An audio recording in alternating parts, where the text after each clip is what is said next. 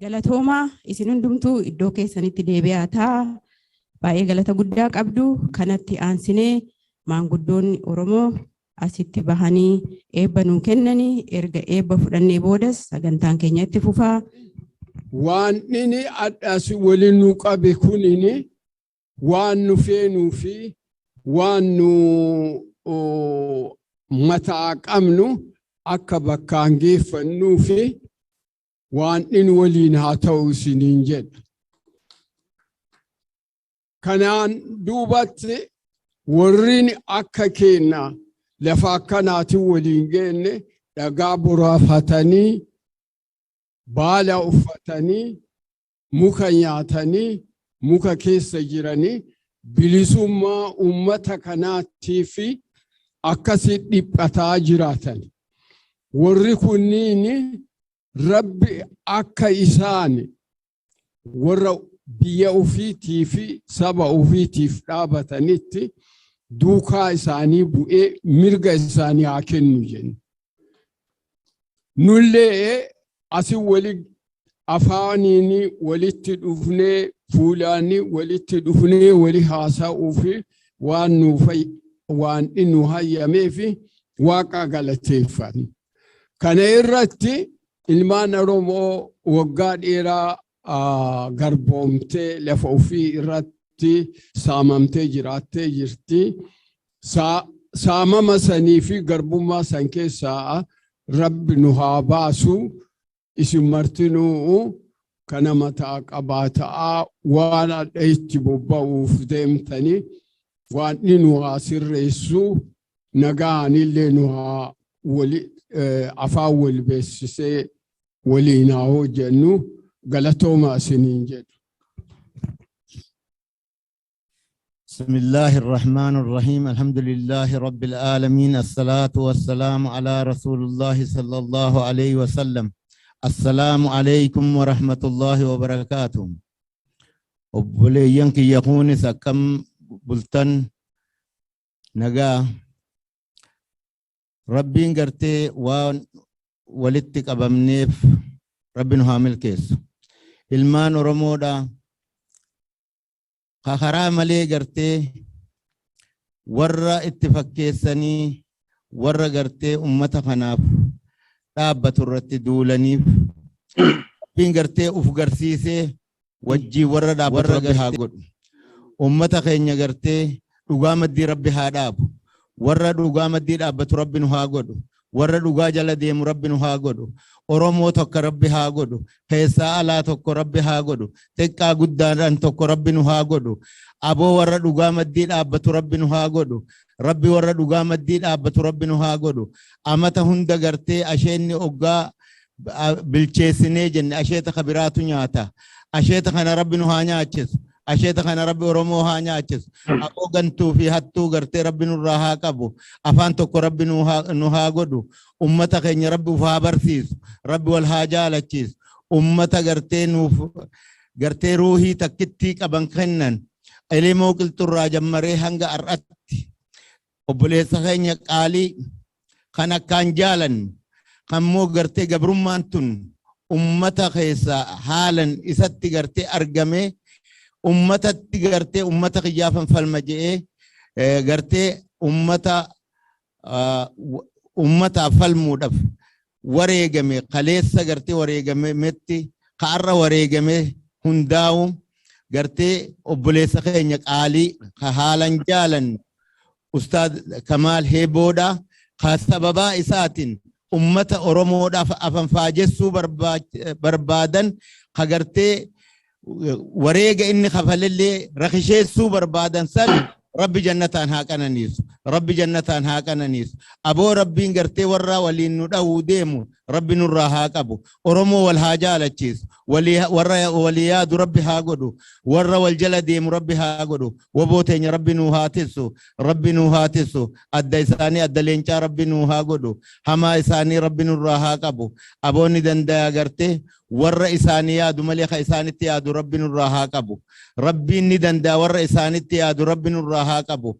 Rabbiin gartee warra ummata kanaaf yaadu ka keessa yaadu ka alaa yaadu هنداو ربي متاع الهاقبو ربي هاقم مچيسو ور اتيادو ربي خررت هاديبس ربي خررت هاديبس ور غرتي اورمو تكو ربي نهاغدو تكو ربي نهاغدو ور امته في مديد ابت ور دغا مديد ابتو ربي نهاغدو كيرو خليسا تار غرتي مجتي قلت سر ربي غرتي بلسمادن بيجشتي هاديبسو ربي بيجشتي هاديبسو ور غرتي اراچ خيس جرولي قومته خنافقو قمو هدو تجرا إسان هنداو أفان تكو غدي ور والجل دي مربي هاغدو ور والجل دي مربي هاغدو مدايا خين ربي نوها فيسو ور مدودا خنوجي مداي ربي نوها فيسو ور ولو ور غرتي أدى إساني دوب دين جدو جران خرقو خيس جران ربي غرتي نوهادر متوف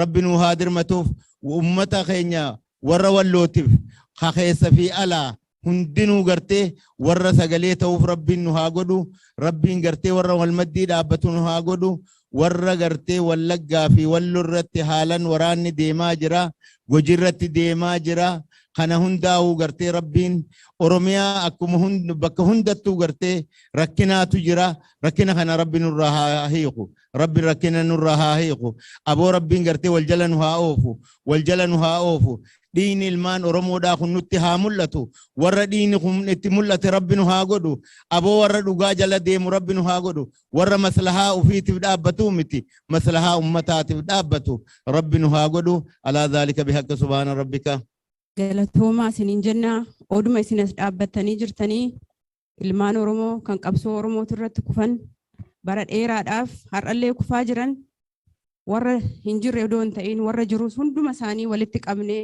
haa yaadannu galata yeroo kanatti isin hundumtuu ka'aatoo ilmaan Oromoo warra nuuf kufaniif har'allee warra kufaa jiran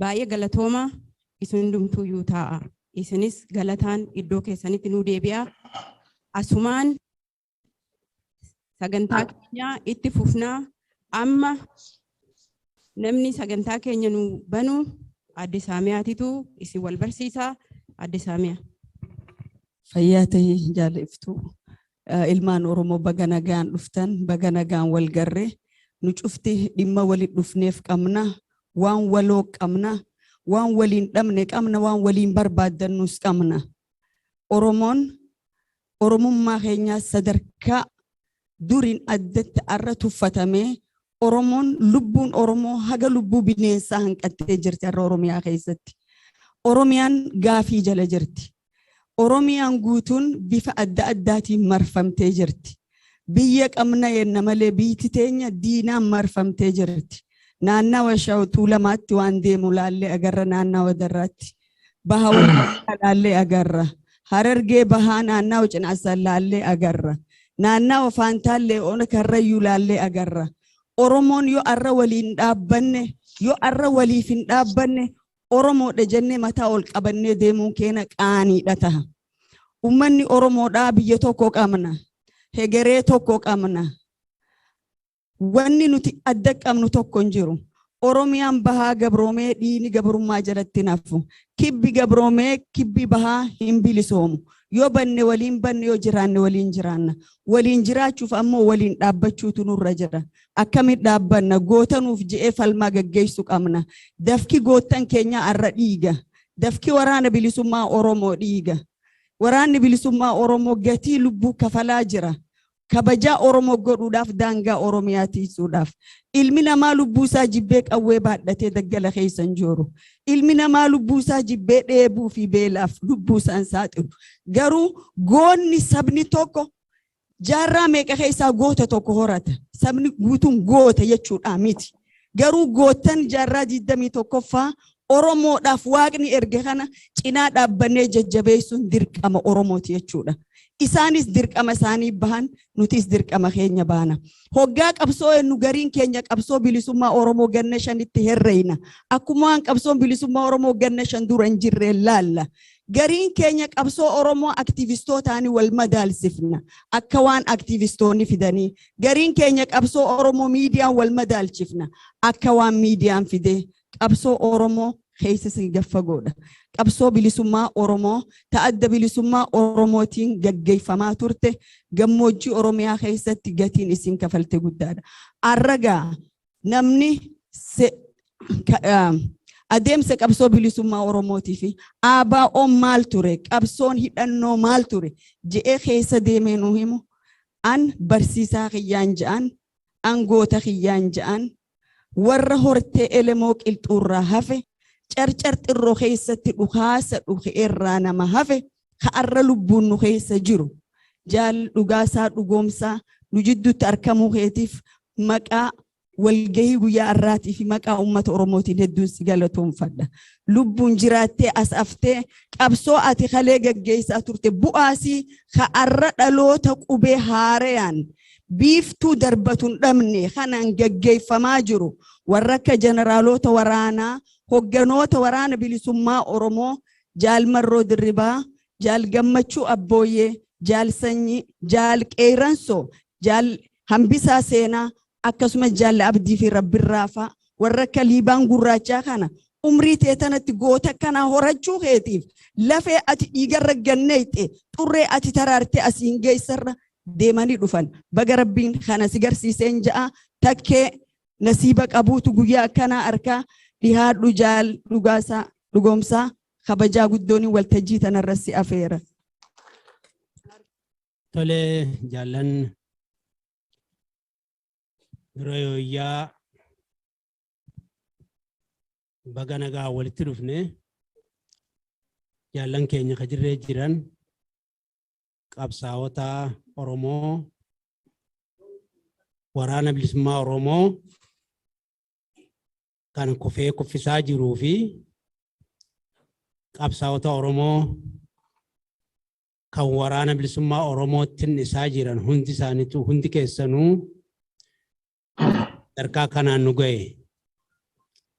Har'aa qabsoon Oromoo guddattee bakka dur hawwaa turre. Gaafa keenya gaafa dura namni argitanii Oromummaa ofii hin beeyne, Oromoo jechuun maalii quban qabne, Oromummaatti himnee Oromummaa barsiisaa baane. Gaafa sanii Waaqa jannataa kennuu fi jaarranii gaafa qabsoon Oromoodhaa tuulama seente homaa bilisoomne of hin shakkinaa jedhe. Tanaafuu har'a waraanni bilisummaa Oromoo kan argitee dhabamarraa yeroo hedduu dhabamarraa jiraachaa ture har'as jiraatee mul'ateetu balbala masaraa mootummaa dhadha'utti jira. Kun immoo taphatti hin dhufne.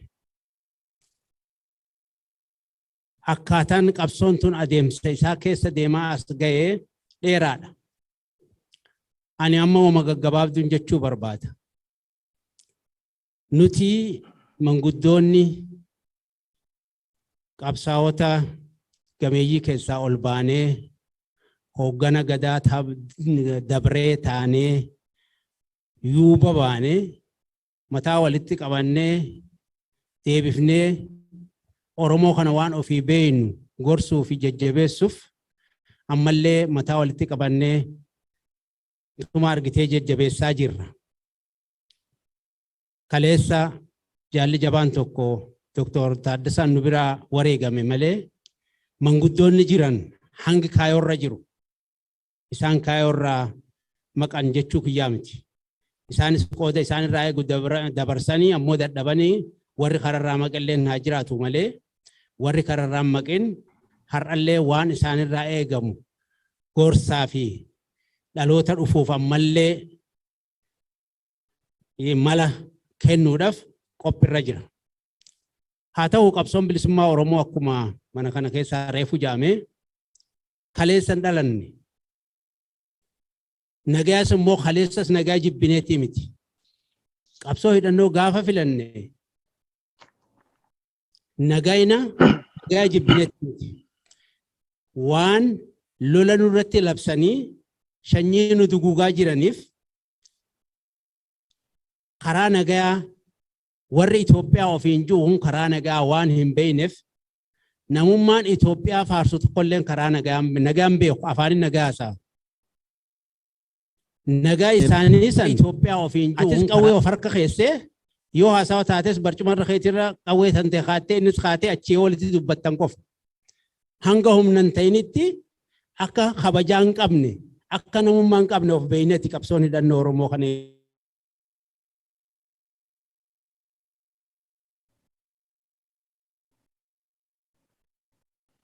keessa. Humni jalqabaa Falastiinitti leenjifamee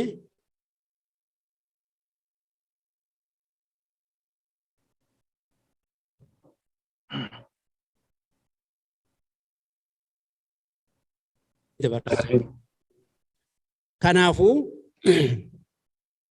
dafaadhaa baya je'amee saba hawaasanitti galgaluma doonii fudhatanii karaa Somaaliitiin akka seenanitti humni sun kan nama 41 yeroo osuma meeshaa fe'atutti jiranuu namni tokko kan argitee isaan keessa jiru jalaa miliqee Somaaliitti dhaqee humni Somaalee bakkayyuu dirmattee isaanii fe'atee daangaa gahe daangaa jalatti dhiyaate meeshaa gurguddaan diidarratti marsuun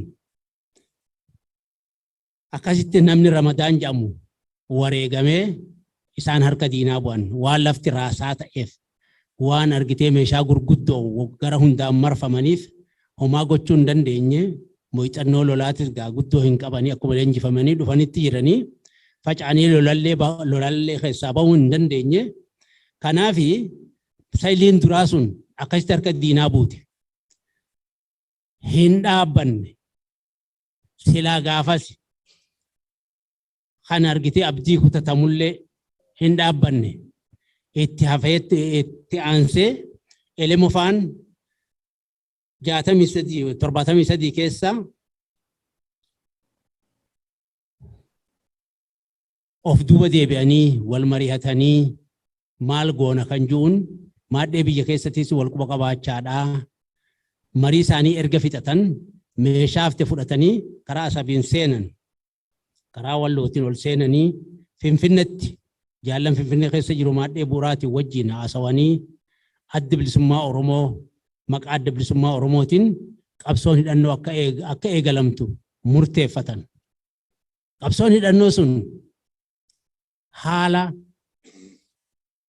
warri qawwee biyya keessaa qabu abbootiin lafaa mootummaa wajjin hidhattee Oromoon hundi biyya kana eegna jedhanii jiraachaa jiran keessatti haala riphee loltummaa hin beekne keessatti haala leenjii waraanaa hin qabne keessatti Oromummaa fi gootummaa fi sabboonummaan qabsoo qawwee lafaa ol fuudhamte jechuudha. Haa ta'u muuxannoo dhaba qofa osoo hin tahin waa hundinuu murannoodha. Of kenniisa barbaachisa. Of kenniisa saniin Harar Oromiyaa bahaa Harargee naannoo Carcaritti erga dhufanii duraanii Finfinneetti wal gahanii achirraa eessatti qabsoon eegalamuu qabdi kan juun murtaawee Jeneraal Taaddasaanis hidhaa bahee karaa bookee kana jira. Humna kana wal arganii inni hooggana waraana waliigalaa kan biyyaa ta'ee elemommoo gaafatama waraanaa kan riphee lolaa ta'ee qabsoon kun akka itti fuftee fiixa baasuuf murteeffatanii Taaddasaa akka qunnamamuuf karaa bahaa yookaan karaa Carcar kana akka ta'u bakki qabsoon irraa eegalamtu jedhanii gabbu'an. Isaan amma meeshaa osoo hin fuudhin toora nama 4tiin galamsa dhufanii achi turan. Taaddasaan hoggaa kana bookee akka dhaqeen hanga tokko baatii 2-3 akka turetti namni isa biraa waan ganeef saaxil ba'uu waan maluuf achirraa dafanii dabarsanii of duuba deebi'e karaa giddu galeessatti argachuu hin dandeenye. Yeroo sanitti immoo isaa bakka jiru hin beeknu barbaada turree jechuudha. Erga turree booda kan dhageenye. Haa ta'u qabsoon hidhannoodhaa tun yeroo sanitti namni mooxannoo hin qabne lafa silaa filatu lafa tarsiimoo kaartaa lafaatiin filatamee humna keessatti bu'uureeffatamee suutaan ol guddatu kan qabu nuti baddumarraa gatee galle matumarraa gatee galle jechuudha.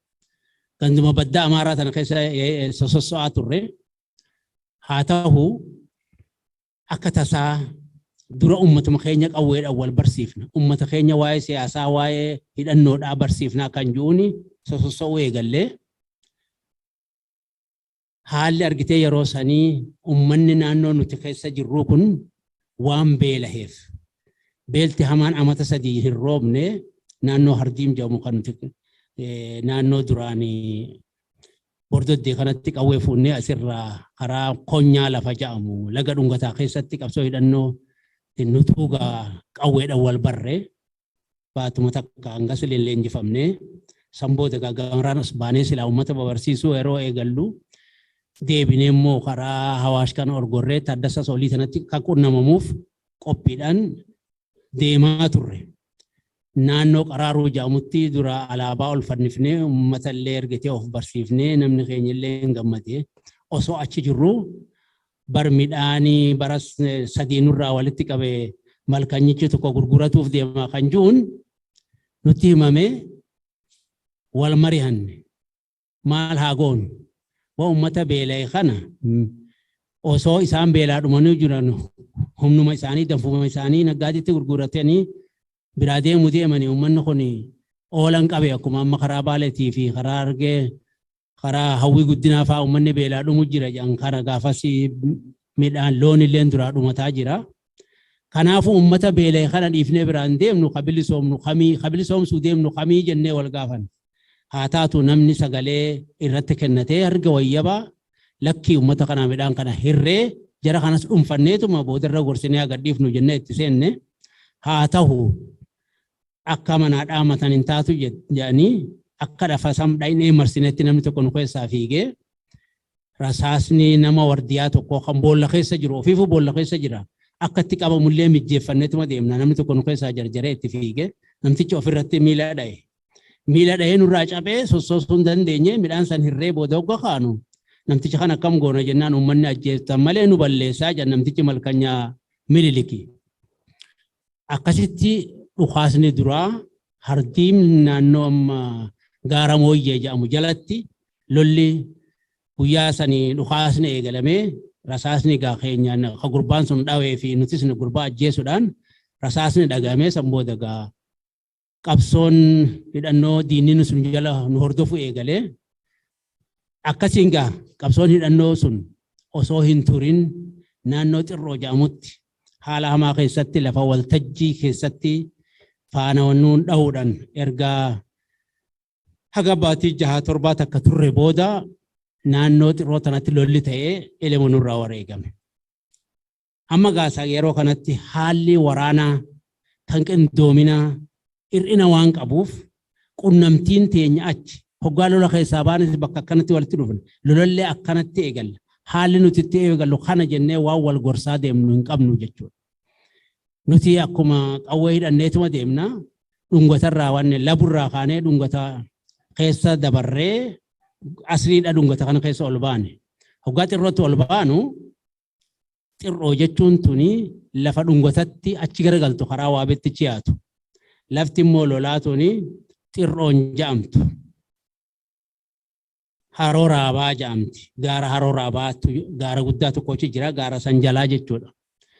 Gaafa Haroo Raabaa tana dhufnu rooba bulee faana teenya jala diinni edaa deemaa bulee asrii nu argee.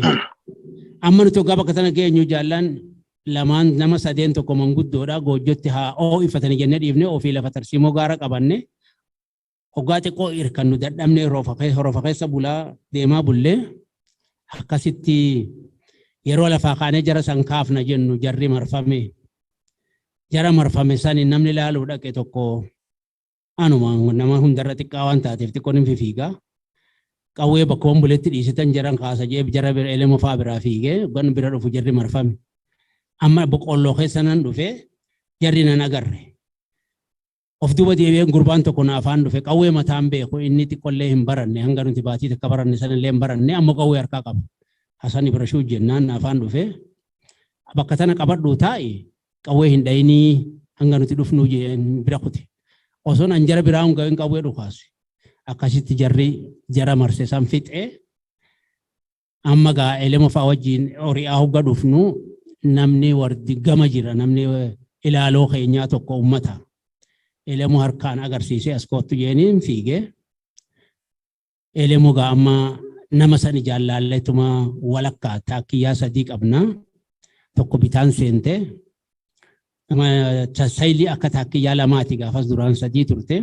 Lamatti walitti deebifne namni qawween hangi tokko waan nurraa mimmilixee namoonni silaa nurraa irrataniif. Haa ta'u jihaa lamaan elemoo walakkaa seenee moggaa lamatti qabannee deemne nu jidduudhaan fiigee gara dirreetti gabbaa'e boqqolloo tan keessaa maasaa qosanatti gabbaa'e rasaasan dhaabame. Akkasitti lolaa oolee warri jiraa booketiin ba'e gama qabatee gaara gubbaa akkasitti lolaa oolame lola san irratti gaa nama hedduu irraa dhume. Amma gaafa adda baanu nama 6 qofaan lubbuun hafee nama gara 19 ni ga'a. Namni cinaan harki qullaa qawween 15 keessaa qawwee 6tu ba'ee hangi kun ammoo san dura waan ganteef jecha diina harka qawwee 3 qofaa bu'ee sababa sanitti gaa elemos nurraa wareegame nulleen adda facaane. Haa taatu qabsoon gaafa sanillee of duuba haa qabbanu itti malee abdiin kutanne. Achirraa namni jaan kun karaan kun karaa labuu bahee namni 3 laburraan naannahee karaa burqaa tirtiraatiin anniyya keessa dhaqee anniyyaan dirraa dhufe. Nuti immoo namni 3 asuma carcar kan keessa busooytuu lafa jaamtutti ol gorree as turree gandumarraa waasin qiifu fudhannee Finfinnee dhufne. Egaa bakki nuti beenu sani maaliif nama itti aanaa elemootu meeshaa barbaada meeshaa hidhannoo ammallee dabalachuudhaaf karaa nu biraa deeme. Nuti amma Finfinneetti ol deebi'eef teenya amma Finfinnuma dhaynaa achirraa nama hin dhabnu jennee kaanee yaane Finfinnee nuti namni 3 karaa calcal kun achi geenye hoggaadhaan dhugaa nama argachuu hin dandeenye guyyaa 2 moo 3 bullee wanni nyaannu nuu fixe gurbaan tokko hoggaa duraa nu biraa xiqqoo dadhabee bade tokko jira. Akkuma deemnu nasiibuma Finfinneetti walitti dhufne harumarratti inni bira irratti arganne akkuma fixannee amma hoteela waan kafallu hin qabnu sila har'a. Nu adda faca'uu malee homaa nuun hafin gurbaa sana arganne inni jaallanitti gaasanii Magarsaa Bariifaa jira isaanitti dhaqee jara nutti fite. Akkasitti ammallee mari'annee qabsoo hidhannoo eegaluudhaaf akkuma eegalletti haalli nuun mijjannee karaa Bishidiimoo kana gabbuunee achitti qabamne nuti sammoota sabdiin kutannee maadhetti ol deebinee biyya keessatti qabsoo karaa lafa jala akka tattaafannu ajajni nutti kenname abdiin kutannee akkasitti turree jechuudha. Yeroo kana gaa dhaabninis biyya keessattis bifa icaatiin ijaaramee dargiinis aangoo qabatee amma gaa gaggabaabseetuma waarratti tokko qabaa dheeressuun qabu tanaafanii jidduutti muree dhiifama. Kanaaf wanti haalli qabsoon kun itti adeemaa ga'e akka namni itti haasa'u kana akka hin taane waa tuttuqee dabruun barbaada. Kana irratti ol ba'e gaggabaabseetti tuquun barbaada. Dhiifama. Haalli amma qabsoon keessa jirtu kun akkamitti as ga'e dhuguma haala namni amma Oromoo Faristi jedhee akka waan Oromoo Faristiin Oromummaa bareetti himama. Oromoo Faristiin ifa Oromummaa bare. Joohar naannoo qabsoon itti dhalatee guddate. Naannoo inni itti dhalate sanaan beeka. Achumarraa ol guddate. Innillee hin kaatu. Qabsoo san dura Oromummaa barsiisuudhaaf lubbuu meeqatu bahe. Nama kana ati Oromoodhaa jennee maayisii 3 itti faatti himnee sanboota barataa ture jechuudha. Haa ta'u kunilleen kun hundi yeroo deemu kanatti of kenniisa ilmaan Oromootiin jechuudha. Haala argitee Oromoon hundi akka bineensas ilaalu bineensa jedhamee nu dhiyeessu keessatti Oromummaa barsiisaa baane jechuudha. Qabsoo hidhannoo marsaa lammaffaa miixannoo keessatti boqqolloo dhagarratti cabsataati baatii 3 halkanii guyyaa hawaata akka hin qabne qawwee takka dhukhii osoo qawwee teenyetan awwaalchi hin baasin takka dhukhii habbaa 3 gaara keessa turan jaarranfaan. Qabsoon tun hoggaa qabsoo hidhannoo marsaa takka laafatte deebisuudhaaf ni jabaatti. Akkasitti kalolli Somaalee gadiin Somaalee fi mootummaan Itoophiyaa wal'ee mootummaan Somaalee immoo lola elemoo fasan farratti nama dhaqee hidhaaniite ammoo gadii nutti ol duultu haa olii dargii nutti gad duultu humni xiqqashaan sun jiraatee gadii oliin mootummaa lamaan lolaa qabsoon tun jiraatte. Jiraattee ergasiis qabsoo keessatti wal diddaan keessaa waraana Soomaalirraa caphee fi waraana immoo dargirraa faca'e wali qabamee waboon jiraachisee waraanni gara 10,000tti ol guddate. Zabana sanitti na waraana 10,000 qabaachuu jechuun kan moortarii fi misaayila gurguddaa kan Soomaleen achii fidde qabu kan rasaasni guute. Kanaaf ga'amma isaan kana rasaasa kana humna kan argitee jiraachifame kana qabsoon keessaa dhalattee humna tana facaafte. Gaafas illee jiraatte. Deebi'eetu yeroo waldiddaa san keessatti humni keenya faca'ee gara nama 300 madoo fi dadhabaa wajjin hafe. Abdiin kutan. Qabsoon hidhannoo deebi'ee jiraate. Jiraatee babal'atee bahaa dhiyaatti fufurga'e. Gaafa wayyaanettis miidhaan nurra ga'e namoonni beeku. Deebifnee immoo ABO'n hanga 97 dula badii baddeessii wayyaanee nutti bante humna keenya dirree baafnee Somaalitti gad jiraachisuudhaaf waan godhame ni yaadattan. Sana keessaas dabreet ammallee fincila diddaa gabrummaa ABO'n qopheessee babal'ina meeqa waa meeqa dalagee deebi'ee immoo haala yeroo dabree kan isin beektan kanaan ABO'n hidhaa keessa gale. Humni keenya irra jiru kun haala argitee gaafa meexxinnoo sanirra jabaa isaan mudate. Jiraatanii tarraa qabsoo tana jiraachisanii babal'ina daangaa Oromiyaa hunda keessa wal ga'anii bakka dur humni hin ga'in. Kanaafuu har'aa gaafa sanirraa kaasee qabsoon Oromoo hiyyattiidha. Waraanni bilisummaa Oromoo ollaa tokkorraa waa argatee hin beeku. Diinarraa eeggataa, diinarraa argata.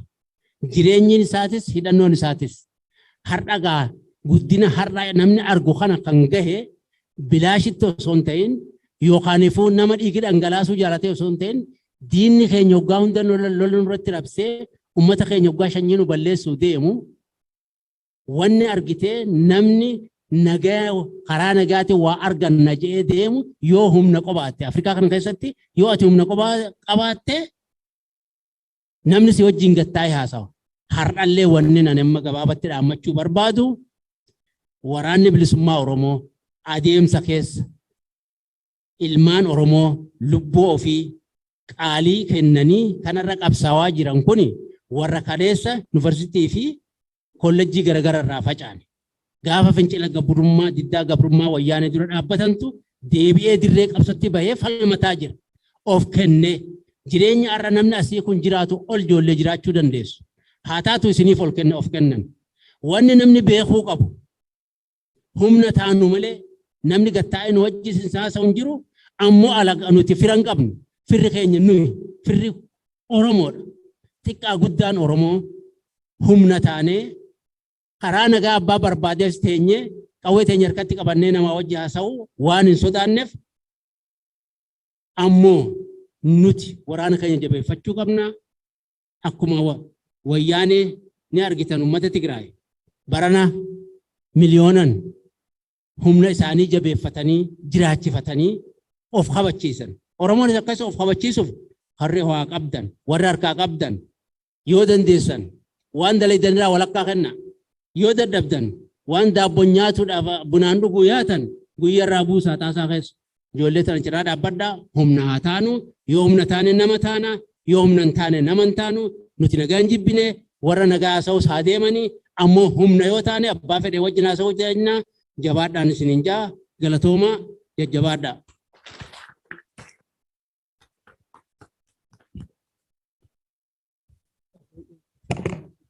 Fayyaa taajal dhugaasaa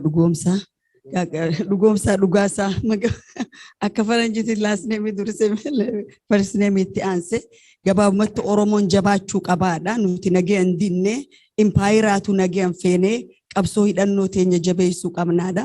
Bu'aa bahii qabsoon hidhannoo keessa dabartee as dhufte dargaggoota har'a as jiruuf qeeroowwan kanaaf barnoota guddaadha jedheen yaala. qabsoon tun bishaaniin as hin dhufne dhiigaa fi lafeedha. Ammoo nuti warra waadaa nyaatu ta'uu hin qabnu warra waadaa san galmaan gahu ta'uu nurra jiraata. Tokko tokkoon keessa warri yuunivarsiitii turtan obboleeyyan keessan kakalee yuunivarsiitii hojii turtan ka mana hidhaa keessatti wareegame ka achii gabbaafame ajjeefame gumaa isaanii bilisummaan akka deebifnu guyyaa irraa hojjechuutu nurra jira jechuudha. Kun itti gaafatama guddaa qabna, galfata qabna, galfata keenya nyaachuun nurra hin jiraatu. Tokkummaa jaanjaal dhugaadha. Tokkummaan lafee duudaa hawaasa tokkooti. Bakka jirruuf abukaatoo tokkummaa Oromoo ta'uudha qabna. Uummata Oromoo walitti dhiheessuun, uummata Oromoo jidduu dada yaaduun, waan gurri namaa dhaga'u haasa'uun, waan gurri namaa jibbu saba keessatti facaasuu dhabu. Humnoota waraana bilisummaa Oromoo gargaaran ka bifa adda addaatiin jiran waliif finnee akka bakka takka dhaabbatanii humna guddaadhaan waraana kana gargaaran arraas irra hojjanna, boruus irra hojjanna. Hegereen teenyaa fi galiin teenya tokko waan ta'eef kanatti aanseegaa ajajoota waraana zoonii hedduu qabna. Boodaas warra laayivii seenan ni jiran jaallanii ammoo zoonii lama qaceelloon nu qabaadha. Zoonii dhihaatii fi zoonii jiddugalaa Tuulamaa fi Wallagga keessatti haalli amma deemu hedduu rakkisaadha. Meeshaa barootiin illee dhiyaachuun hedduu rakkisaadha. Maraataan wallee waa Raashiyaa irraa bibbitatee naannawa sosoo seeftii isaaniitiif isaan hin dhiyeessinu. Garuu zooniilee 5 ni qabna. Tara taraadhaan dhiyeessina. Kanatti mee Jaalmaan Mayyaasiin Qeeransoo ajajaa waraana bilisummaa Oromoo zoonii kaaba Oromiyaa Walloo haa dhiyeessinu. Dhaamsa isaanii dhaggeeffannee kana booda keessummoota keenya lamaan walitti deebina. Gaafii immoo dhumarratti gara guyyaa xumura walgahii irratti obboleeyyan keenya jaallan keenya warra asii nu dabarsan cufa gaafii teessan barreeffadha. Dhumarra bakka takka qabnee gaafii gaafanne jechuudha. Akka haalli nu mijaawaa deemuuni fayyaa ta'a ulfaadha. Maammayyaasiin itti nuuf dhufe. Kabajamtoota uummata Oromoo, sabboontoota Oromoo bakka garaagaraatii bakka kanatti argamtan duraan dursa nagaan kiyya nagaan Oromummaa isin haa ga'u. An Qeerensoo Waayyuu ajaja waraana bilisummaa Oromoo kaaba Oromiyaa Walloo irraati kan isin dubbachaa jiru. Egaa caarraa jirutti fayyadamuudhaan ergaa kiyya isin dabarfachuun hara wal argannee rakkoo jiru haala jiru walitti ibsachuun gammachuu guddaan natti dhagahama. Egaa kanatti aansuudhaan haalli ummati Oromootii fi Oromiyaan keessa jirtu silaa quba qabduun dhageessu argaa jirtanii argaa jirra. Egaa kanaaf waraana bilisummaa Oromoo hiraaraa fi rakkoo ummata Oromoo irra gahaa jiru hubachuudhaan wareegama qaalii durarran jalqabee kafalaa turus har'a garuu bifa addaa qindaawaa fi kaduraatiin adda ta'een of ijaaree sirna ummata keenya irra fe'amee jiru kana buqqisee bilisummaa fi walabummaa Oromiyaa mirkaneessu kaduriitiin addatti wareegama hadhaawaa kafalaa jira. Sa'a kanatti egaa ummata Oromoo waan hubachuu qabu waan nu beekuu qabu diinni keenya karaa hundaan dadhabullee karaa ummata keenyaatiin keessattuu karaa deeggartoota sabboontoota keenyaatiin qabsoo ummata Oromoo kana laaffisuu waraana bilisummaa Oromoo dadhabsiisuu fi akka inni humna ta'ee of ijaaree hin sochooneef karaan danda'an hundaanuu itti bobbahanii qabsoo kana laaffisuu keessatti karaa keessaniin dhufaa jiru jechuudha. Karaa keessaniin deemaa jiru. Ummati keenya kana hubachuu qaba. Waraana bilisummaa Oromoo jabeeffachuu qaba. Waraana bilisummaa Oromoo kaduriitiin addatti har'a socho'ee dagaagee kallattii Oromiyaa marattuu caasaa isaa diriirfatee wareegama hadhaawaa kafalaa jira. Kanaaf wareegama isaa kana firii itti godhuudhaaf bakka jabaatee dagaage kanatti humna guddaa godhachaa jira. Humna guddaadhaan deemaa jira. Gaafa humna guddatu immoo baasiif galiin isaas baay'ee waan ta'eef nuti qabsoon keenya qabsoo ummata Oromoo irratti hidhateedha. Qabsoo ummata Oromoo irratti hirkateedha. Fira gara biraa waan hin qabneef ummati keenya immoo waraana isaa kana bira dhaabbachuu qaba. Sa'aa jabaate wareegamii ummata keenya firii argate bilisummaan keenya galmaan nu gahuudhaaf bifa addaatiin innis gargaarsa isaa waboo bira dhaabbachuu qaba, jabeessuu qaba. Nuuf jajjabaadhaa, wareegami keenya galma bilisummaa fi walabummaa Oromiyaati ta'a. Galatoomaa isiniin jechuu barbaada. Nuuf jabaadhaa, olola diinaa fi shira diinaatiif bakka akka hin laanne waboon bilisummaa fi walabummaa Oromiyaatiif of kennee wareegama hadhaawaa kafalaa jira. Ummati keenyas qabsoo kaleessa baattanii rakkoo hiraara keessa dabartanii hadha geessan tana laaffisnuuf xumura waliin itti goona. Nu bira dhaabbadha, isiniif jirra, nuuf jirtanii jajjabaadhaa, olola diinaatii fi shira diinaatiif bakka hin laatin isiniin jechuu barbaada akka waraana bilisummaa Oromoo kaaba Oromiyaatti jechuudha.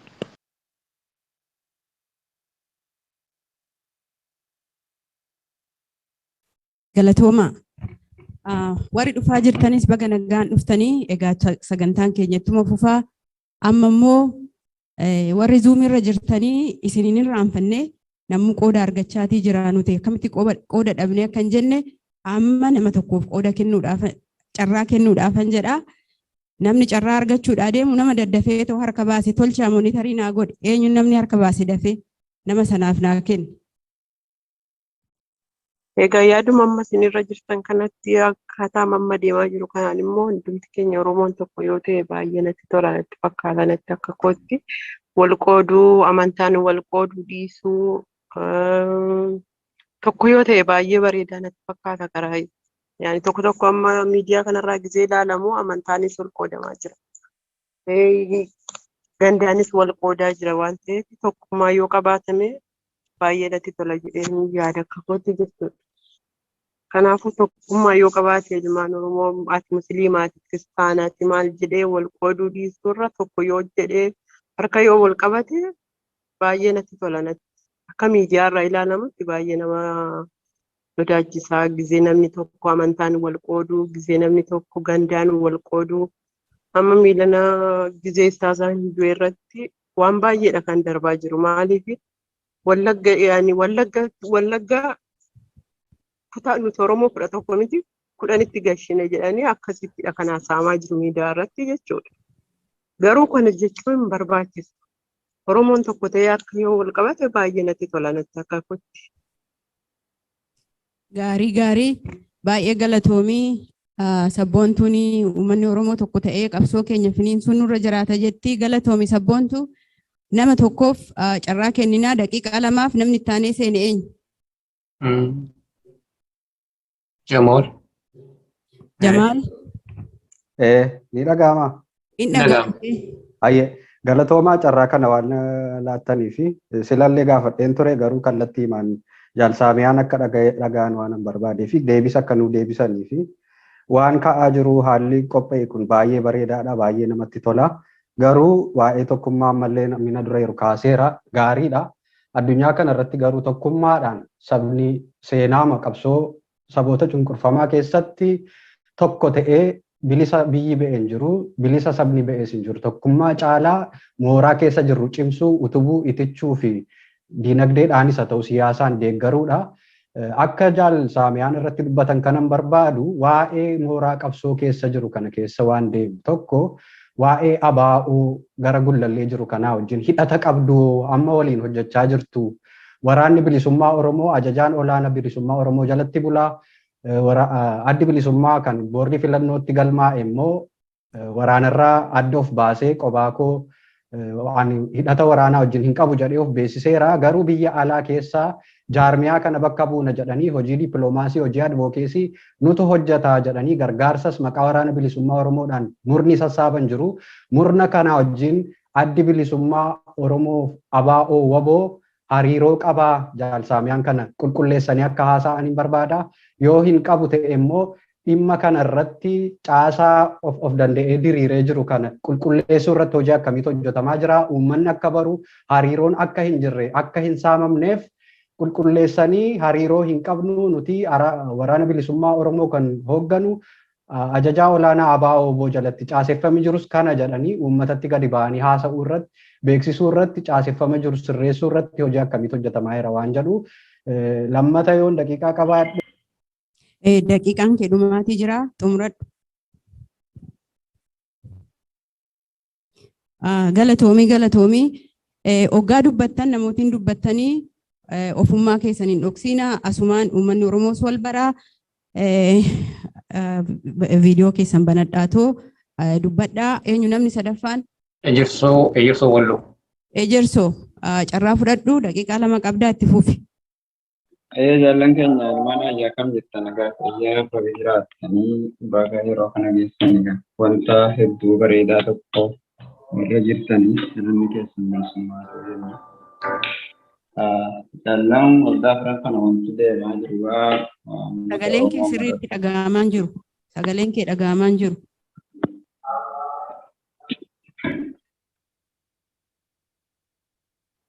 Ni dhaga'amaa? Hin dhaga'ama daddafiifi.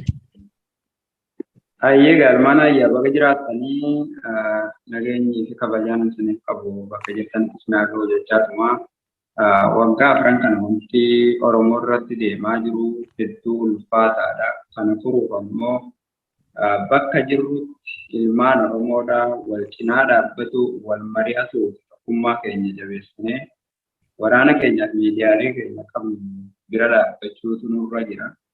Bakka jirtanii akka namni irratti wal ijaaru damee hunda banaa fi jirtanii gadi baafiin qaba.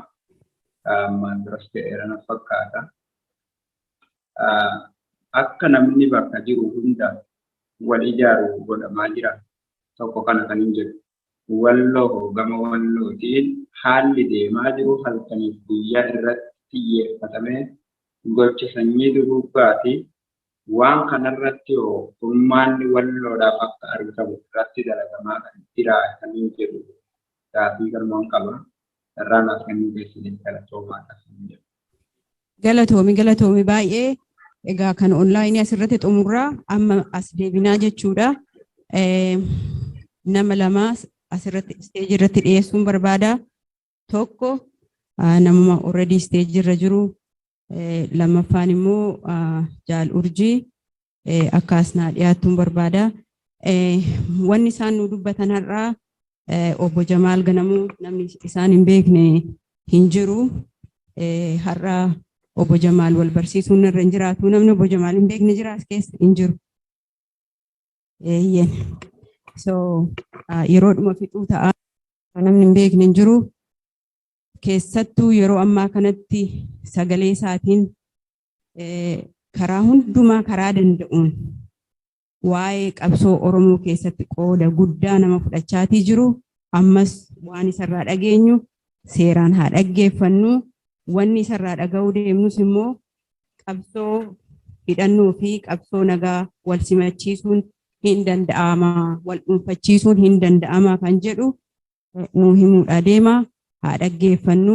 Akkasumas Jaal Urjiin bu'aa bahii qabsoo hidhannoo waan keessa darban silas akka namni baay'ee yaadu qabsoon Oromoo kaleessa mitiyan jalqabamte akaakayyuu abaabayyuutti fixannee har'a geenyee jirra. Kanaafiyyuu mee fageenya ishiin irra dhufte kana maal ta'aati kanas geenyee han jedhu ishiin immoo waa xinnoon nu dubbatti. Asumaan obbo Jamaaliin isinii dhiyeessa.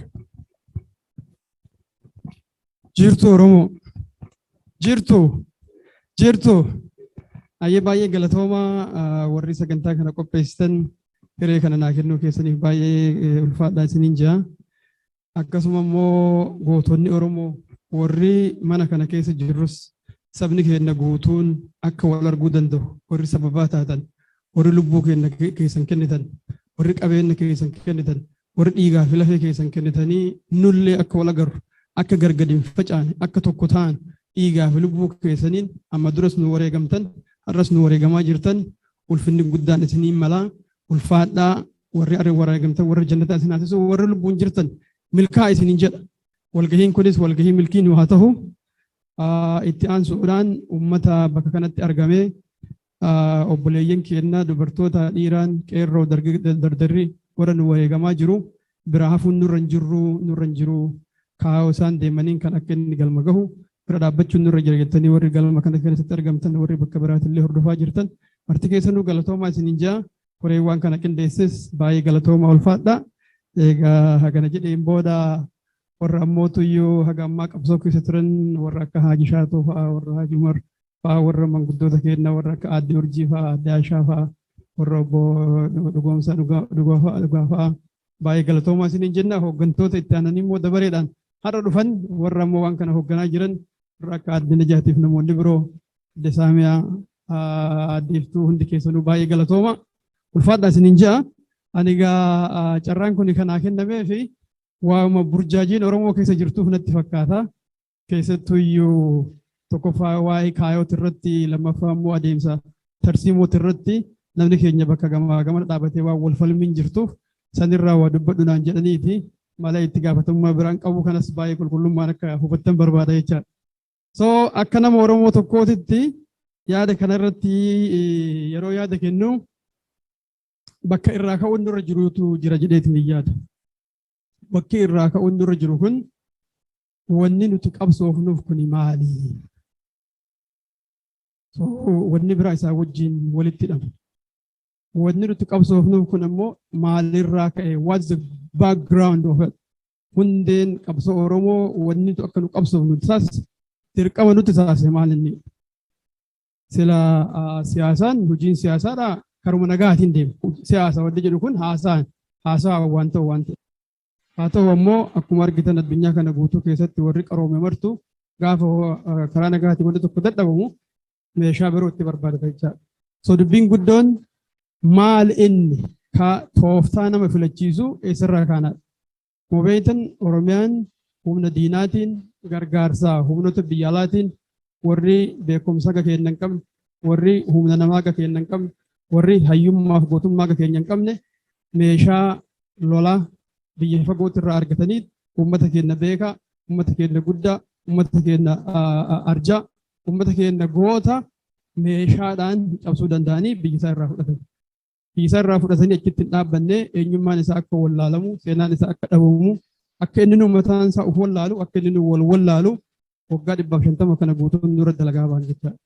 So hundeen kaayoo qabsoo Oromoodhaa kanarratti hundaa'a. Diina humnaan otoo beekumsaan sin caalin otoo humna namaatiin sin caalin otoo humna qabeenyaatiin sin caalin otoo gaatummaadhaan sin caalin waan meeshaa ormarraa argate qofaan si cabse ofirraa cabsuu irratti hundaa'a jechuudha. So kaayoon teenya guddoo maalin sabni keenya bilisummaadhaan akka sabaatitti akka namaatitti bilisa tahee waan ofii barbaade waan ofii hawwu waan ofii hajamu murteeffachuu akka danda'u saba bilisa taheetu waan barbaadu mootummaa barbaadus filata saba bilisa taheetu qabeenya guddifachuu danda'a saba bilisa taheetu afaan isaa guddifachuu danda'a saba bilisa taheetu aadaa isaa ofii isaatii guddifachuu danda'a kunuunfachuu danda'a hayyama nama biroo malee jechuudha. Tokko uummata bilisa tahee waan ofii barbaadu murteeffatu argamsiisuudhaan yookaan ammoo achi deebisuudhaan. Lama sabni tokko biyya irra jiraatu qaba. Biyya irra jiraatu kanatti mootummaa ofii isaatii barbaadu akka irra filatuuf. Kan namni biraa irratti muutu, kan namni biraa irratti ajaju, kan namni biraa irratti aangoo qabu otoo hin tahin mootummaa birmaduu sovereign jechuudha biyya faranjii kanatti akka ofii isaatii kan namni biraa irratti muudu otoo hin tahin akka maqaa Multinational Federation of bifa biraatiin Itoophiyaan har'a jirtu kanatti otoo hin tahin sabni Oromoo akka ofii isaatii mataa isaatii fi muudu akka fudhatuuf. Sadaffaa biyya isaa walaba akkama biyya Ameerikaa kanatti they don't call America July 4th free USA Day jedhan independent day jedhan biyya walaba taate biyya sabni keenya ofii isaatii irratti ajaju qabeenya isaa ofii isaatii dhuunfatu argamsiisu. So kana qabaatee kana keessatti ofii isaatii dagaagee akka hojii jiraatu. So wanni biroo kanarra hundaa'e argattaan kun yaada siyaasaa jenna. Yaadni kun yaada siyaasaa nuti akka sabaatitti saba bilisa mootummaa biyya walabaa mootummaa birmaduu fi dimokiraatawaa qabaachuudhaan biyya saba akka sabaatti dagaagnee jiraachuudhaan nurra jira. Kun kaayoo keenya. Kaayoo kana bakkaan gahuuf galmaan gahuuf akkamitti hojjechuun nurra jira. Inni jedhu tarsiimoodha. Tooftaa ittiin qabsoofnu. Tooftaan ittiin qabsoofnu kun haala diinaatii fi kaayoo keenya kanarratti hundaa'a. Yoo haalli diinaa karaa nagahaatiin simbirqa hiree murteeffannaa kan kee akka xumuratu sii godha ta'e silattuyyuu fudhachuun sin barbaachisu.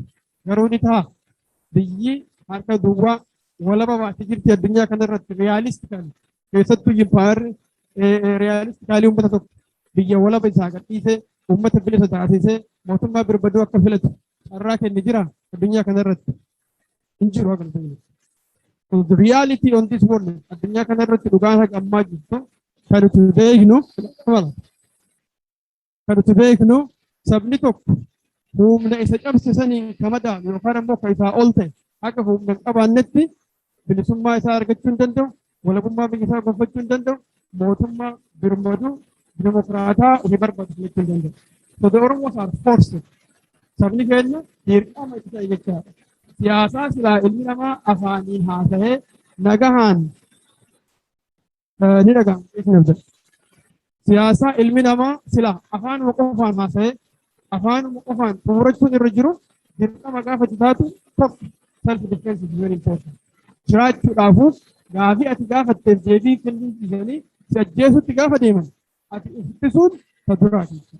Ittisuudhaaf meeshaa isaan qabatan sanii waan walqisu qabachuun dirqama taate.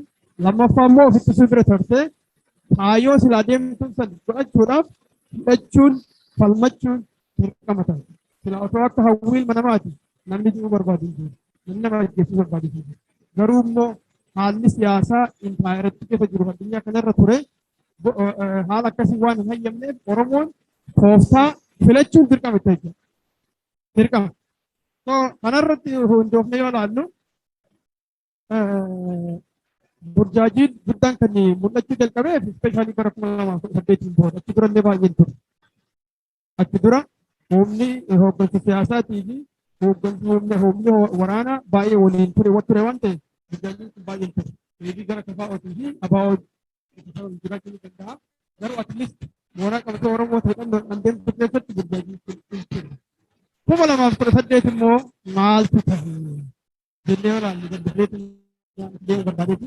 2018 keessa hooggansi abaa'oo jaarmaa fi hoogganaa sababa tooftaa tarsiimoo diinni keenya filate Oromoo facaasuuf walitti gargalchuu wal nyaachisuu waan filate tooftaadhaan qabsoo Oromoo facaasuu nulaansessuu humna keenya balleessuu waan barbaadanii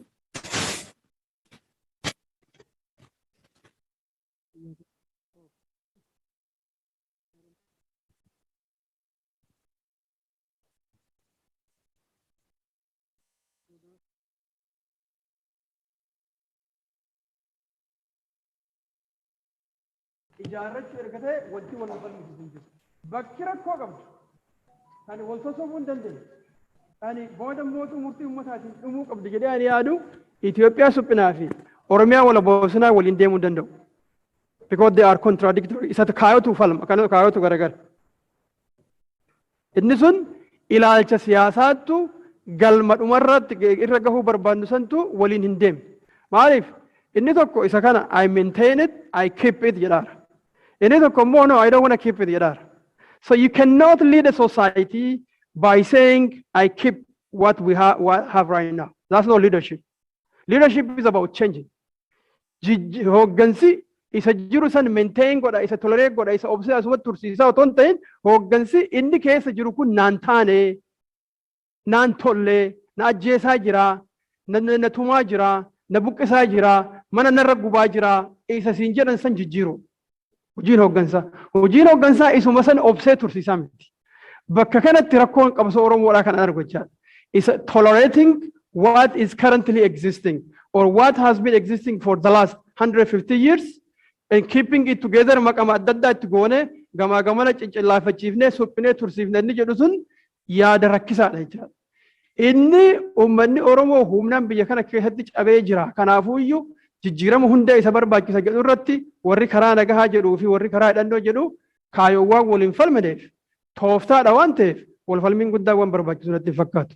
Akkamitti walitti qindeessinee deemna kan jedhu mala guddaa marii guddaa barbaachisa kan jedhu qofatu natti mul'ata. Kanaa wajjin uummanni keenya al tokko tokko tooftaatti diinaallee as keessatti galchuu waan danda'aniif hubachuun barbaachisaa jedhee yaada. Maal jechuudha?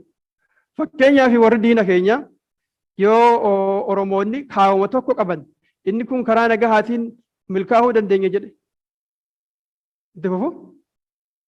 inni tokko karaa nagaati yoo qabsoofne qabsoo fuulduratti tarkaanfachiisuu dandeenya jedhu inni kun immoo karaa hidhannoo malee hin danda'amu jedhu namootuma yaada wal fakkaataa qaban walitti buusuudhaaf isa karaa nagaatiin deema jedhu kana gantuudha jechuun ni danda'a. Kaayyoorraa jallateera jechuun ni danda'a.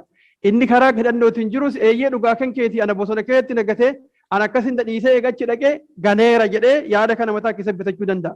Kun tooftaa diinni akka nuti gargar laalluu fi akka malee gargar facaanu karaa banuu danda'u jechaadha. Kanarraa of tiksuun yoo kaayyoon keenya tokko ta'e akka malee barbaachisaadha. Bakka kaayyoon gargar ta'etti garuu dhoksuu hin dandeenye.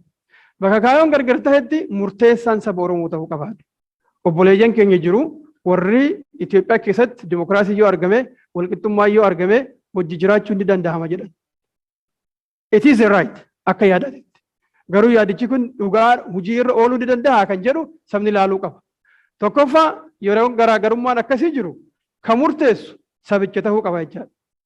Sabni murteessuudhaaf garuu murteessaa waan ta'e jira.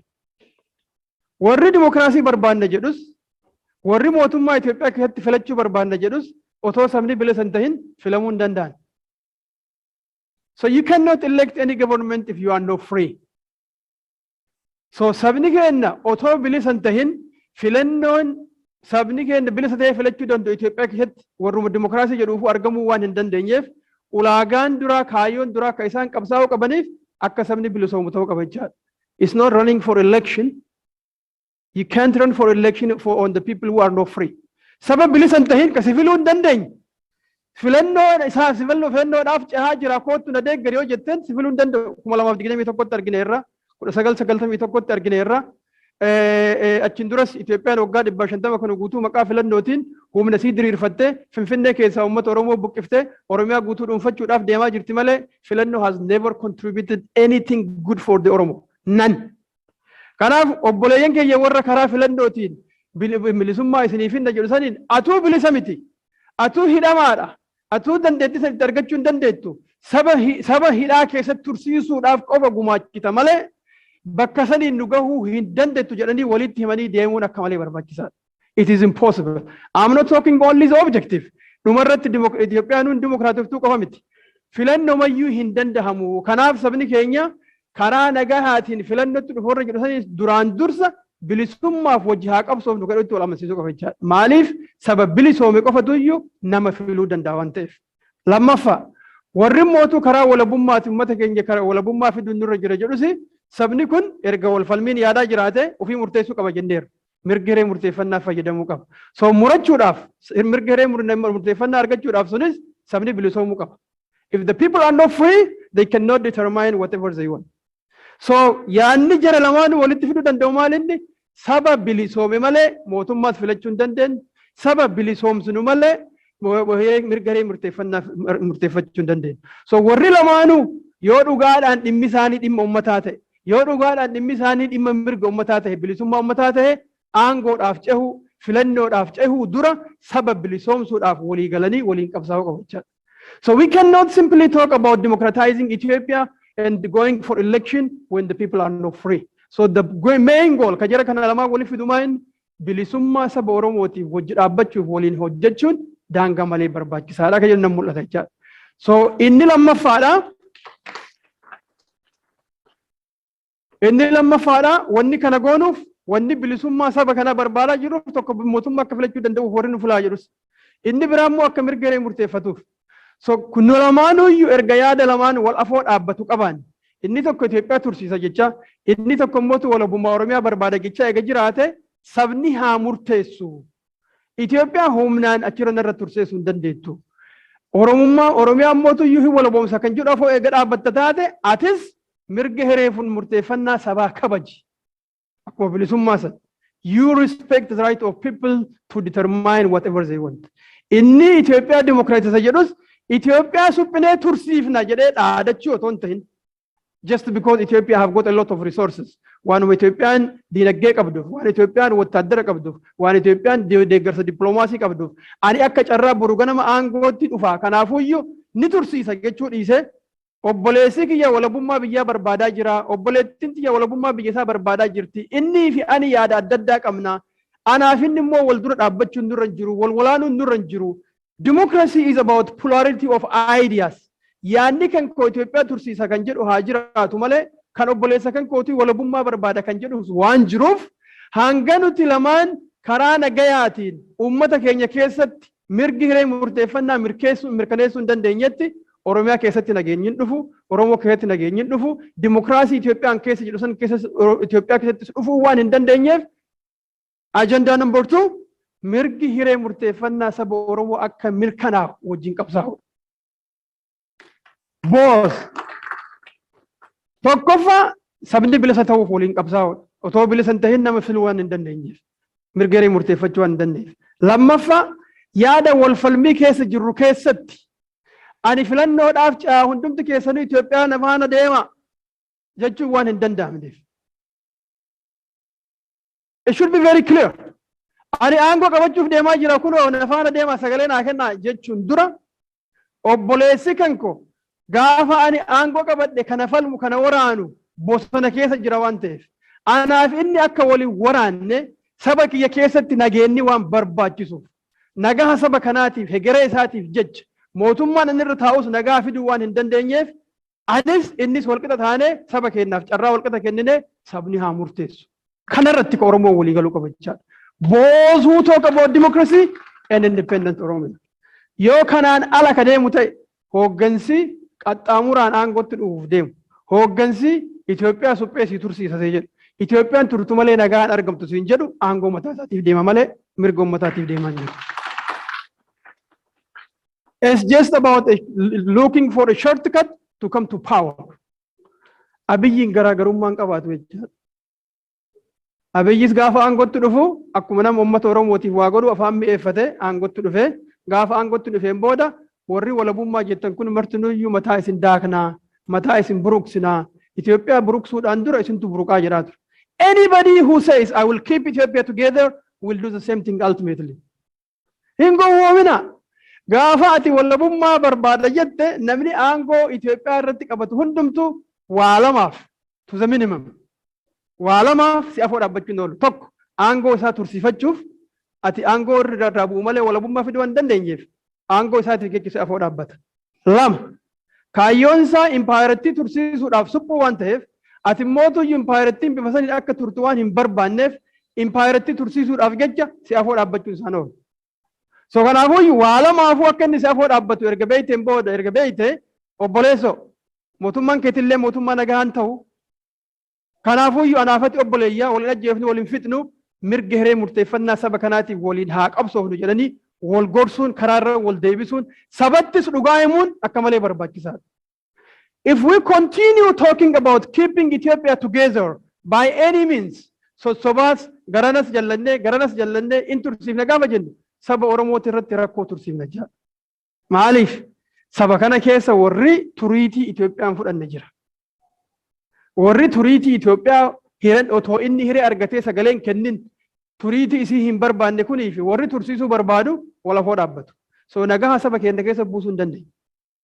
The only way to bring peace naannoo sanittis ka danda'amu Oromoo keessatti nageenyi yoo jiraate qofa. Sabni Oromoo jeeqama ilmaan isaaniitu haa ta'u nama biraatiinuu nageenyi naannoo sanitti dhufuu hin danda'u. Saba guddaa waan ta'eef. Saba handhuura ta'e waan ta'eef naannoo san keessatti. Kanaaf furmaanni naannoo san hundumaafuu kan dhufuu danda'u Oromoo keessatti nageenyi argamuu qofaan. Oromoon humna tokko tahuu qofaan. Oromoon walii galuu qofaan. Kanammoo biyya abbaa keenya humnaan saamamneerra, eenyummaan keenya humnaan dhiitameera, aadaan teenya humnaan baddee jirti, nama biraatirraa hayyaman barbaannu ofii murteeffanna jennee walii galle jechaadha. Nobody should determine on us. Amaarin nurra murteessuuf mirga hin qabu, Ameerikaan nurra murteessuuf mirga hin qabdu, like their own citizens. Akkuma lammiin Ameerikaa tokko mirga qabaatee waan ofii barbaade ofii murteeffatu, Oromoonis akka namaatitti akka lammiin biyya ofiititti ofii murteeffachuuf mirga qaba. As they understand this is rational. Nutu iyyuu sodaata malee faranjiitti yoo itti himne akkuma lammii biyya keessanii nutis mirga qabna sabni keenya haa murteeffatu yoo jenneen they will never stand against the right of self-determination of the people. By the way, the right of self-determination is a universal principle. Mirgi hiree murteeffannaadha see heera addunyaa keessa jira. Nuti hin barreessine heera san faranjii barreesse. Faranjii situ barreessee iyyuu mirga kanaa jettu ittimte sirraa fudhata jechaadha. The problem with us is a problem of confidence. Dhiifama naa godhaati. Ofirratti abdii, saba keenya irratti abdii, hooggansi hanqina yaadaa, hooggansi bifatanii waan qabuuf rakkoo qabna jechaadha. So what is the importance of leadership? Murteessaan saba tokko hooggansi nama siin deemu eessaan adeemta jedhee waan gaafatan rakkoo qaba. If a blind leads a blind, yoo namni tokko yookaan blind ta'uu qabu jedhuunfadhee otoo nama tokko masakee ani hallayyaa dhaqa taanaan namni nafaana hordofu sun kan jedhuunfatee deemu hallayyaa seeni. We don't need blind leaders. Itoophiyaa ni beekna maal akka taate.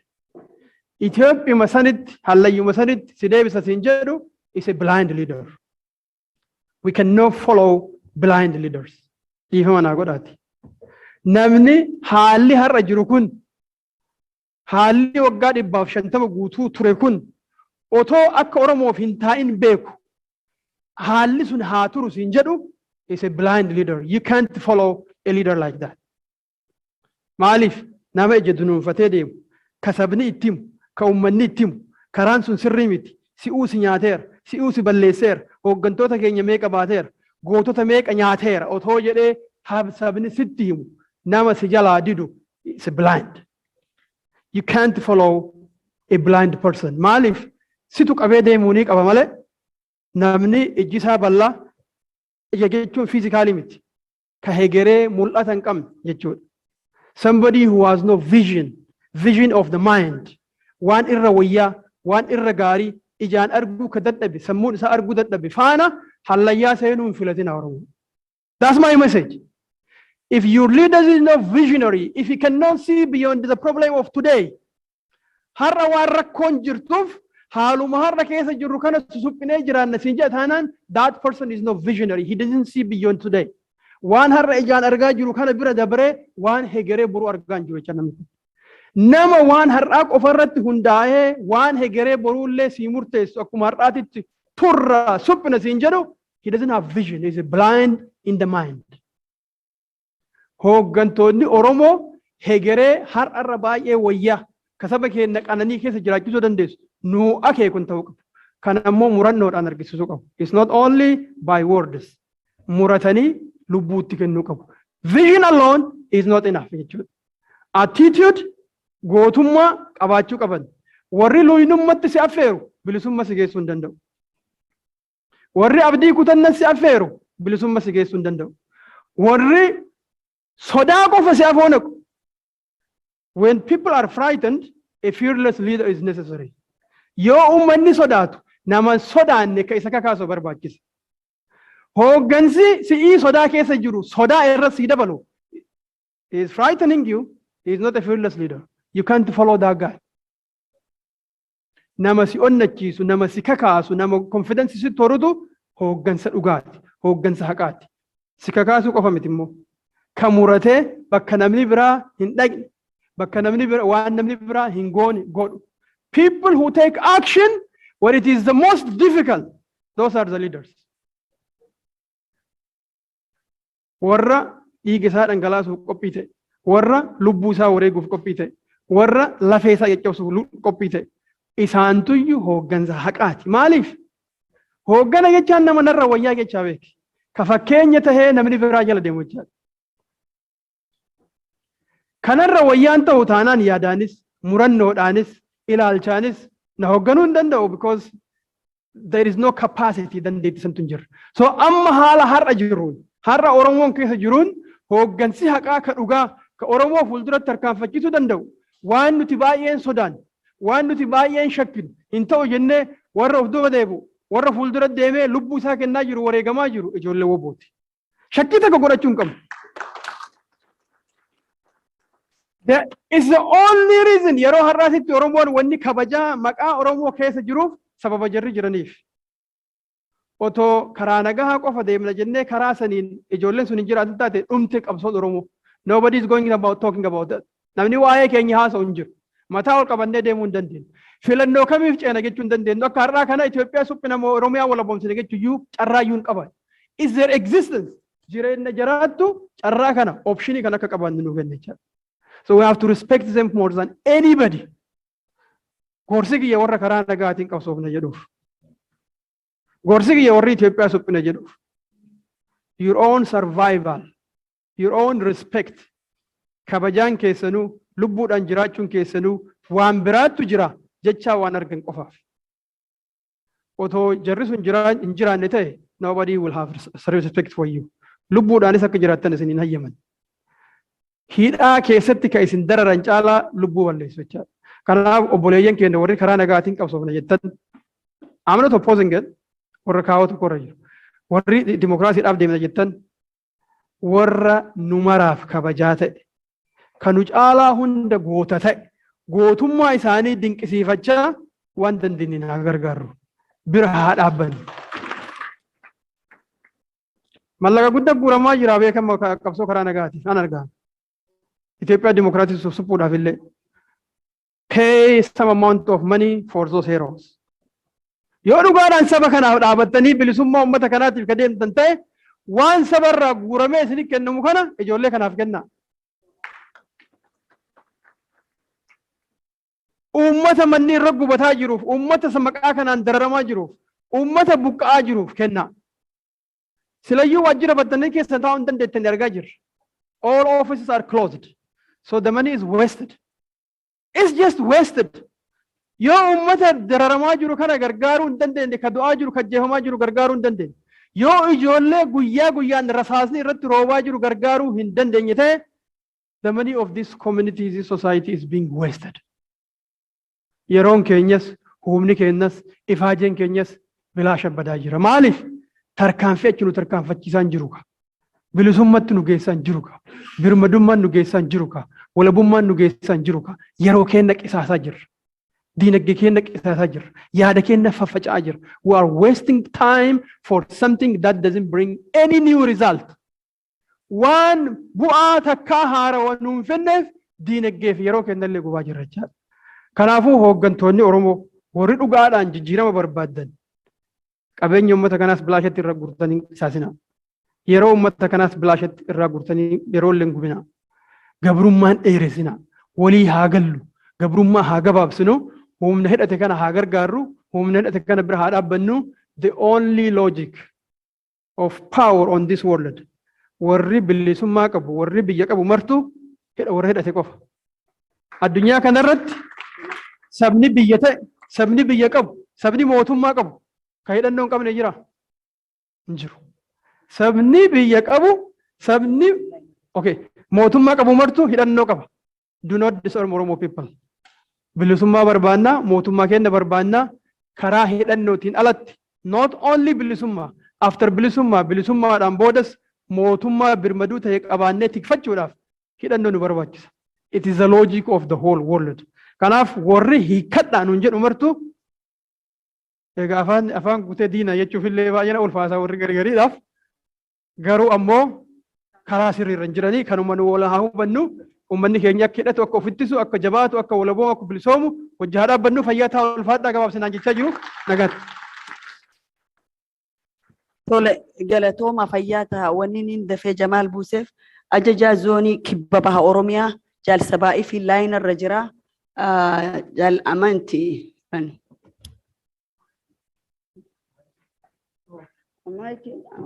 Maayikii fidi jedhan teknooloojii tan anis hedduu waliin beeku.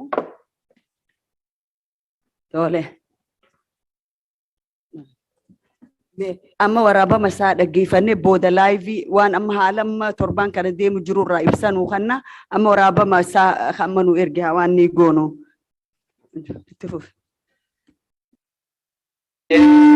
Jaalsabaa'ii Galgoo jedhama ajajaa waraabaa Oromoo zoonii kibba baha Oromiyaati.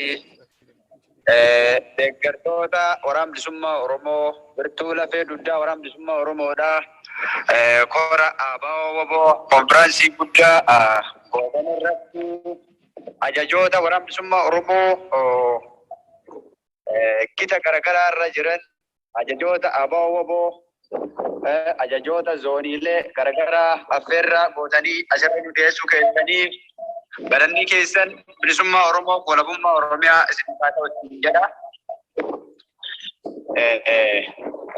Kun kanaan haala waraanni bilisummaa Oromoo kutaalee Oromiyaa keessatti harka irra jiru.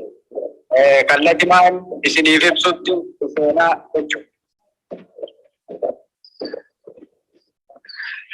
Waraanni bilisummaa Oromoo kutaalee Oromiyaa keessatti sadarkaan inni jiru sadarkaa diina sodaa guddaa keessa uummata Oromoo bal'aa deeggartoota uummata gammachiisu fi itti fuula jiraachuun firaaf diinaaf illee miti. Waraanni bilisummaa Oromoo kaleessa yoo sadarkaa gandootaa fi aanaalee akkasumas kumaandiilee garaagaraa keessattuu bal'atee hin jiraatin har'a sadarkaan inni itti waraanni bilisummaa Oromoo jiru sadarkaa gandaaf aanaa bira dabree haga bal'atee kutaalee Oromiyaa keessatti yeroo inni diinaan falmaa okkee wal qabee irra jiru keessa jiraachuun isaa firaaf diinaaf illee dhokataadhaa miti. Kanaaf yeroo bilisummaa Oromoo sadarkaa kanatti guddatee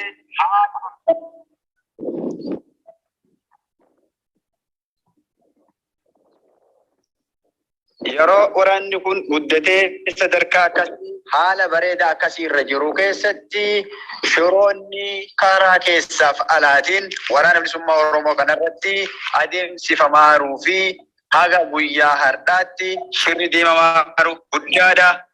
Eenyus quba qaba arguu jira jechuudha.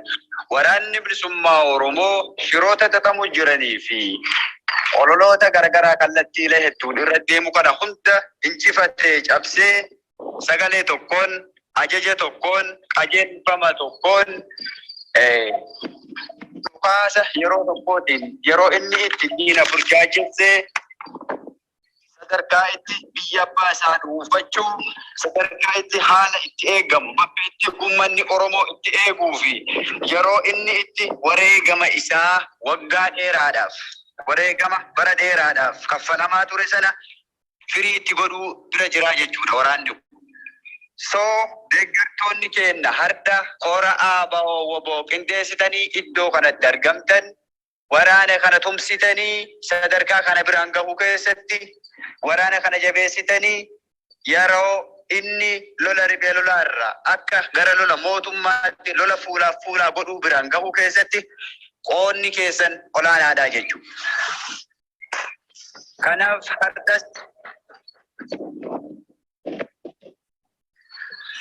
Kanaaf har'as firii dadhabbii keessanii firii ifaajee keessanii argachuudhaaf duuba jechuu osoo hin taane bu'uusiin kaleessa buustan yoo shilingii doolaara 100 ka jalqabu ta'e arda gara doolaara 200 ol guddachuu qabaa jechuudha.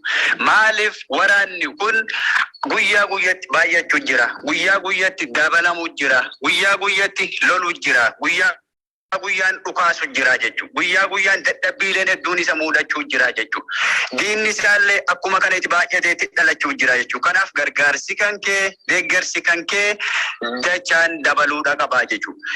Deeggarsa maallaqaa qofa otoo hin taane waraana kana eegumsa godhuufii qabdaa jechuudha. Tika godhuufii qabdaa jechuudha. Shiroota karaa garaagaraatiin irra xaxaman biyya keessaaf alaan shira deemu irraa eeguuf tiksuu keessatti qoonni keessan kakaleessaa caala cimee itti fufuu qabaa jechuudha. Daraan dachaan dabaluu qaba jechuudha. Warri har'a kora kana keessa jirtan, warri har'a kora ABO woboo kana hundeessitan, warra kaleessa qabsoo bilisummaa Oromoo keessatti hidhatee dhukaasaa turte hedduu as keessa jira jechuudha. Warra dabballoota ciccimoon as keessa jirtanii jechuudha. Tikni hedduun as keessa jira jechuudha. Dandeettiif muuxannoo kaleessa qabsoo bilisummaa Oromoo keessa qabdu hundaan waraana kana tumsuun jabeessuun sirraa eeggama jechuudha yeroo kanatti. Yeroo kamiyyuu namni ifaajee isaati dadhabe xumura irratti dadhabbii daraan isa gaafataa jechuudha. Dadhabaa dhufee gaafa xumura irra gahu dadhabbii humnaa oliitu isa mudataa jechuudha. Dadhabbii humnaa olii yeroo isa mudate sanatti yoo ka duuba deebi'u taate yoo ka irraa laafu ta'e dadhabbii kaleessa keessa dabre sanatti gadi deebi'uun isaa nafuu jechuudha. Kanaaf bakka kanatti jabaannee xumura dadhabbii kanaa goolamnee boqonnaan kenna gaafa gabrummaa kana ofirraa buusne ta'uu qabaa jechuudha.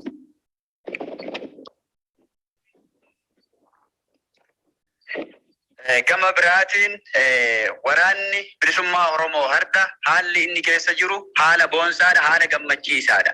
Waraana bilisummaa Oromoo lolu jiru gara mootummaa gabroomsaatiin haala inni keessa jiru yoo laalle haala akkaan dadhabaa fi laafaa sadarkaa itti gargaarsi keessan yoo cime hordoffiin keessan yoo cime sadarkaatti biyya keenya dhuunfachuuf wanni nu dura dhaabbatu tokkollee hin jirre bira jirre jechuudha. Hamilee ittiin waraanni mootummaa kullolee waraana bilisummaa Oromoo duuba deebisu tokkollee jiru jechuudha. Argaan jirru jechuudha haala akkasii. Waraanni hadda waraana bilisummaa Oromootiin lolu jiru waraanni hadda waraana bilisummaa Oromoo lolee duuba deebisa jedhamee herreegamaaru tokkollee hin jiru jechuudha. Waraanni har'a mootummaan gabroomsaan kun itti fayyadamee duula uummata irra bobbaasee fichisiisaaru kun waraana gahumsa hin qabne, waraana dandeettii loltummaa hin qabne, waraana sammuudhaan injifatametu dhufee waraana bilisummaa Oromoo loluu irratti gaafa gahumsa dhabu gadi deebi'ee uummata dararuu jira jechuudha. Waraanni kun waraana gahumsa qabu osoo hin taane waraana yuunifoormiidhaan moggaafamee yuunifoormii irra jiruun maqaan isaa waraana jedhame malee waraana gahumsa qabu akka hin taanellee gadi fageenyaan hubachuun barbaachisaadha jechuudha. Gaafa yuunifoormii militarii kanatti uffisanii magaalaalee garaagaraa irra naannessan mana uummataa ittiin guban uummata irraa loon qalchiisanii deeman akka waraanni jirutti yeroo mootummaan itti uf ijaaree qor qalbiidhaan uummata shororkeessaa deemu jira jechuudha. Garuu kallattiidhaan gaafa waraana bilisummaa Oromooti walitti dhukaasan gaafa kallattiidhaan lola fuulaa godhan waraanni bilisummaa Oromoo booji'ee garsiisuu jira. Waraana bilisummaa Oromoo jalatti kilaasha harcaasee galuu jira jechuudha. Loltuun mootummaan kun har'a hin qaba jedhu. Har'a lola fuulaati miti jechuudha. Ka isin deeggartoonni keenya nurraa eeguu qabdan, ka deeggartoonni keenya dammaqiinsaan ofirraa eeguu qabdan, ka isin jabinni isin nurraa eeguu qabdan kallattiidhaan lola mootummaaf mootummaati miti jechuudha. Lola mootummaadhaaf mootummaa waliin godhu jirru sadarkaa isaan dhaabbatanii duuba nu deebisu inumaayyuu hin jiru jechuudha. Waraana bilisummaa Oromoo cabsu qawweedhaan duuba deebisuun inumaayyuu hin danda'anii hamilee hagasiillee hin qaban lollee isin garsiisu jirra jechuudha. Yeroo kamiyyuu seenaa kamuu keessattuu yeroo itti waraanni bilisummaa Oromoo gabbatee guddatee sadarkaa kana irra gahe hin jiru jechuudha. Kun firaaf diinaafillee ifaadha. Fira gammachiisee jira, diina dhukkubbii sammuu itti ta'ee jira jechuudha. Warri har'a maqaa qabsoo bilisummaa Oromootiin daldalan hedduun haala injifannoo waraanni bilisummaa Oromoo har'a irra jiru kanatti warri dhukkubbii sammuu itti ta'ee waraana kana gufachiisuudhaaf irratti hojjechuu jiran hedduutu jira maqaa balleessuudhaaf jechuudha.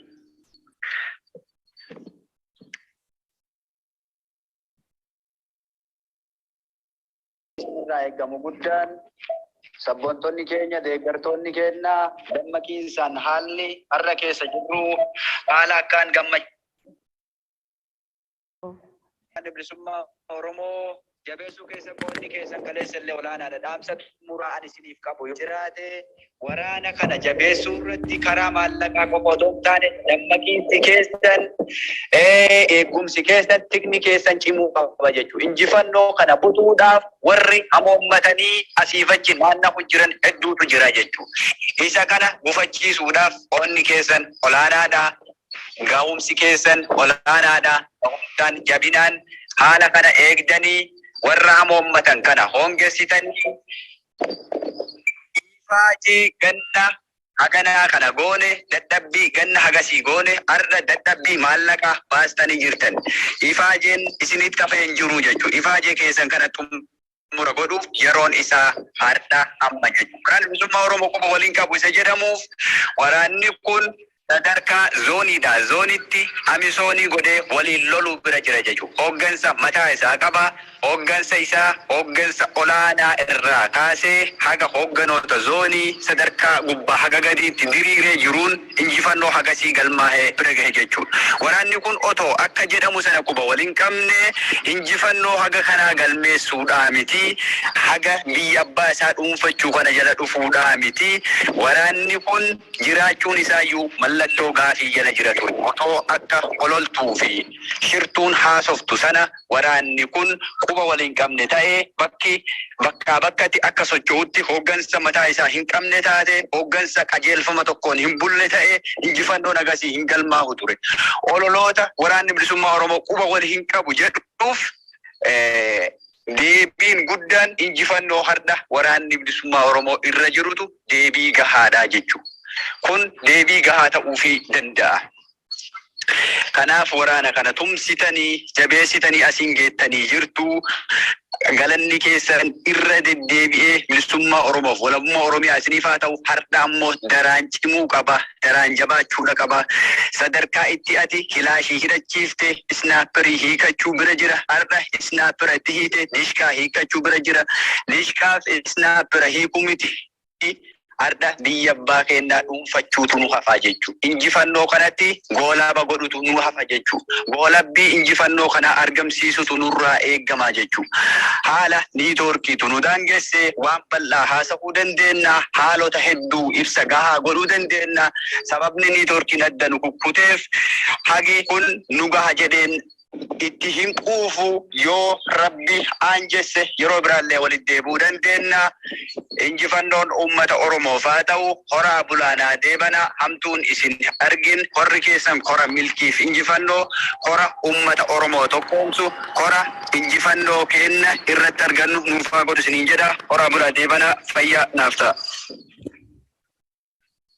Jaalla keenya jaalla qaalii. Baay'ee si galatoonfannaa of kalii Rabbiin sinaa eegu sin hundumaayyuu nu jiraadha.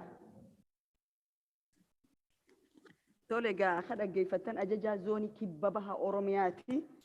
Jaal Sabaambooni waan guddaa tokko nu dhaammate.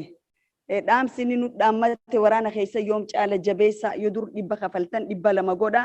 Ajajoonni waraana bilisummaa Oromoo gamtaan isaanii cimaadha. Waraanni ajaja waliigalaa hin qabne yookaan yaada walirraan fudhanne qaceelfamaa fi dirqama walirraan fudhanne injifannoo hagana jiru galmeessuu hin danda'uudha.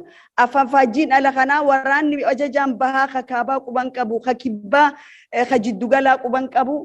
Olola diinaa kanaaf yeroo dhufetti deebii kan nuuf hin dirqama keenya. Wabii qabsoo bilisummaa Oromoo ta'uu nurra jiraata. Galii waraana bilisummaa Oromoo akka ilmaan keenyaaf yaannutti tokkoon keenya dirqama Oromummaa kan nurra jiru bahuu nurra jira. Halee akka jaalli keenya obboleessi keenya hangafni keenya dhugoomsaa nu hime dhugoomsaa qawwee meeqaan seenan achirraa ka'ameeti arra sadarkaa kanarra jira. Arra isnaayiparaa fi waan adda addaati boru taankiidha. Iftaan ammoo xayyaara biyyi ni buufna. Oromoon ni goonaas ni dandeenyaas. Jaalannee qawween kaafne dirqamnee kaafne.